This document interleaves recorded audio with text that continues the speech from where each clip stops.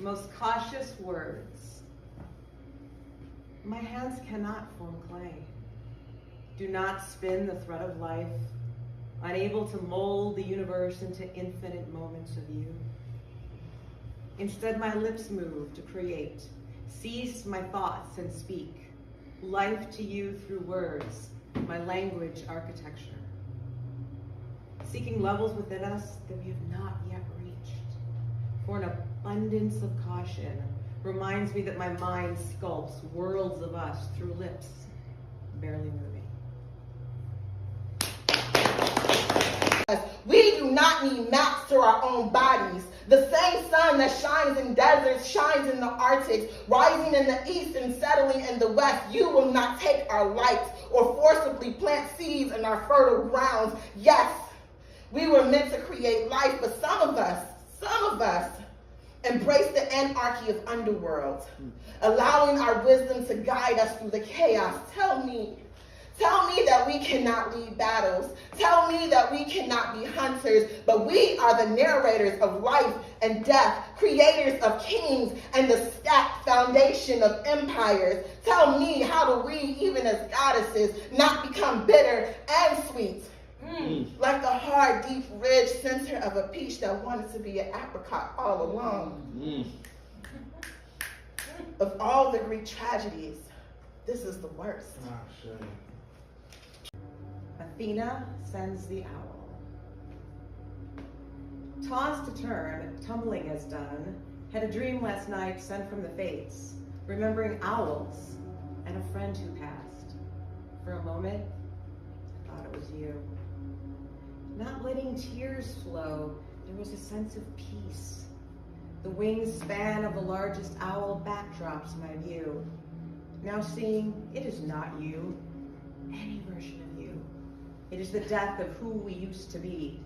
The thread of me worn, it seems, living mortal. The end of me being the one used or abused. The owl wraps me in her wings, comforts my loss, then flies away, letting me be born as she releases me. Perhaps tonight, dreams again, with fresh visions of near escaping the fates, the wisdom of perfectly crafted masterpieces, and a single forgotten owl feather. I'm dying or death defying. Ooh. And I don't think y'all heard me, so from the top. Come on. A ghost or a goddess. The remnants of I, and I will take over your mind. I wander through the veils of time, haunting you incessantly. Love has had many casualties. It would almost have you questioning, was she a ghost or a goddess? My love can be ultraviolet or ultra-violent. It's poltergeisting, yet energizing. It doesn't take much to amplify it. Ask me questions because the answers blind me. Am I a ghost or a goddess? Am I dying or death defying? Whoa. Damn. Ashes and sirens.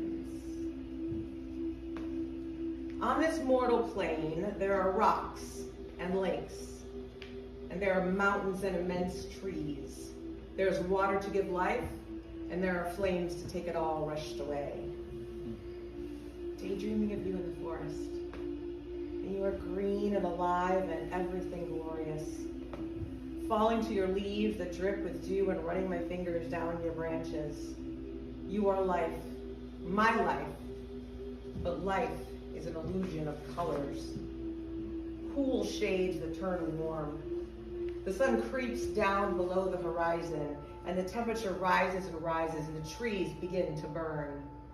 Their life melts and twists into unrecognizable shapes of black and darkness and fear. You smirk as the flames lap about you. Your brilliant leaves turn crisp brown and expose all that is real and true. Left is just you, naked, withered branches twisted into your skeleton. Still in that moment, while watching you burn, you try to call to me like a siren.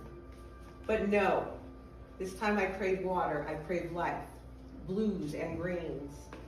You reach a brittle hand out to me in one last effort to pull me into you, but instead remaining in color, in life, watching as you slowly break apart and blow away.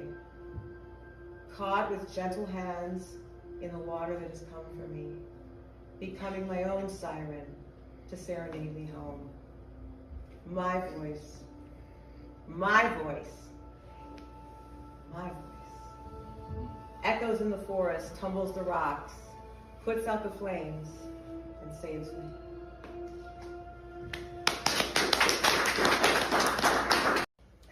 I see you in reflections and faces on worn statues. I see you in shoulder glances and flicker between trees. I see you in blurry photos and stains on the tile. I see you in ripples and windswept grass. I see you between the lines of poems and in a maze of brain tissue.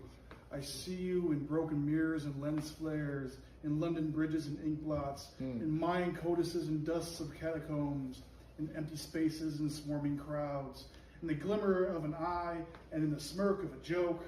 I see you in the depths of space, sun flares and winking assholes. I see you in wet dreams and waking nightmares. I see you in Rorschach tests and tortillas. Without Jesus' face, it's yours. I see you in reflections on razor blades and imprints on death masks. I see you in sexy Halloween costumes and pools of oil, in films downloaded from the future, while I'm out here on a mission and I'm all alone. I'm so far from where I'm going, but I'm far from home. Somehow I knew I'm moving in the right direction. My mama always told me I was gonna be special. But this world damn sure ain't my mama. And I value her words less because that's my mother. That's what she was supposed to say to a baby boy. It wasn't until I began to control the pen, to write the story of my life, become the author of my own horoscope, that my life began to take shape. The same way in which I wrote it, instead of just conforming. The best advice I ever got in life was to be myself. Oh, God. Cool. But as soon as I started marching to the beat of my own drum, I was told my rhythm was off. This world has a way of shaming you when you strive to be yourself. And my confidence was stepped on enough to the point where for myself, I was never enough.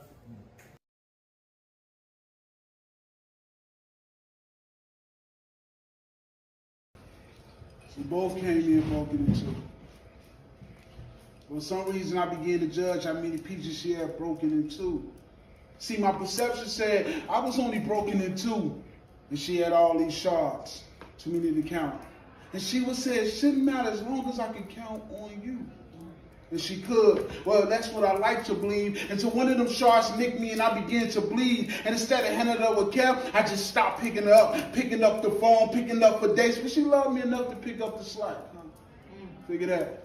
All these broken pieces, and I'm the one who wants to break up, put the brakes on us, the irony. Before there's a breakdown, tried to tell her I need a break now, she's broken.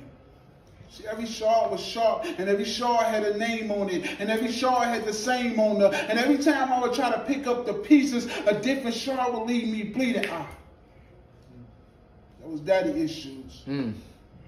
And I tried to band-aid the wound, but lately ain't been enough tissue for my tears or her tears. And I know it's different levels to emotions, but with her, it's like every tear got a tear. And when you argue facts against feelings, it's never fair.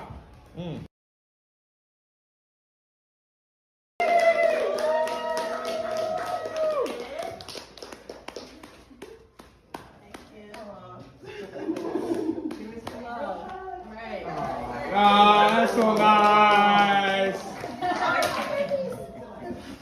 You get it? Now read the balancing yourself. Okay. So, thank you everyone for coming. We're the Poetica. Envelope programs you have is our information if you want to look us up. We're trying to perform as much as we can around Chicago. What we're trying to do is to build opportunities for poets, spoken word poets, to get into larger venues than some of the smaller ones. So thank you so much for coming. We appreciate it.